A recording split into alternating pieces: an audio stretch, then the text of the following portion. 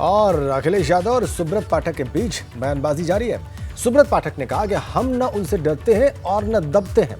अखिलेश यादव को सुब्रत पाठक ने चुनौती दी है, कहा है कि जहां से अखिलेश लड़ेंगे वहां से मैं भी लड़ूंगा और पार्टी से मेरी मांग है कि उसी सीट से मुझे उम्मीदवार बनाया जाए। सुब्रत पाठक बड़ी चुनौती दे रहे हैं, कह रहे हैं न दबते हैं न डरते हैं और ये भी कह दिया कि वो वहीं से चुनाव लड़ेंगे लोकसभा का जहां से अखिलेश यादव लड़ेंगे। समाजवादी पार्टी के अध्यक्ष अखिलेश यादव ने कन्नौज से बीजेपी के सांसद सुब्रत पाठक के लिए कहा कि मुंह में मसाला भरे रहते हैं और उसके बाद फिर सुब्रत पाठक ने पलटवार किया। राजनीति में इन दोनों के बीच इन दिनों अगर हम कहें तो बयानों का आदान प्रदान चल रहा है। सुब्रत जी, जिस तरीके की भाषा का इस्तेमाल किया गया, आपने भी उसका जवाब दिया। देखो, मैंने जवाब दिया कि राजनीति में लोकतंत्र में की मर्यादाएं होती हैं, उन मर्यादाओं का पालन सबको करना चाहिए। हर व्यक्ति का अपना सार्वजनिक जीवन अलग होता है, निजी जीवन अलग होता है, तो निजी जीवन की चर्चा कभी सार्वजनिक जीवन में होती नहीं है। और कुल मिलाकर वो अगर इस प्रकार की बात करते हैं तो वो क्या वो समझते क्या है, क्या हम लोग कोई कमजोर लोग हैं क्या?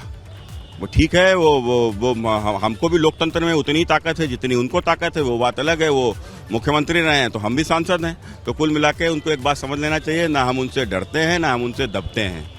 ये बात जो आपने कही, उन्होंने कल भी कहा है कि जो लोग कहते थे टोटी चोर, उनकी भी लिस्ट बनेगी, उनके खिलाफ कार्रवाई। अब यही तो कह रहे हैं ना, एक मुख्यमंत्री रहा व्यक्ति यदि इस प्रकार की बात करता है तो फिर आखिर क्या मैसेज देना चाहता है? आखिर लोकतंत्र की फिर कुछ मर्यादाएं रहेंगी कि नहीं रहेंगी? और रही बात इस तरीके की सूची अगर बनाने की समय आएगा तब करेंगे कार्रवाई।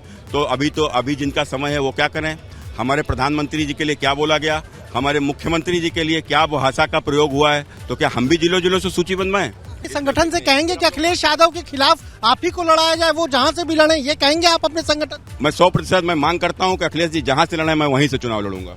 तो ये सुब्रत पाठक बीजेपी सांसद साफ तौर पर कह रहे हैं कि राजनीति में भाषा की मर्यादा का ख्याल सभी को रखना चाहिए और ये भी कह रहे हैं कि वो पार्टी संगठन।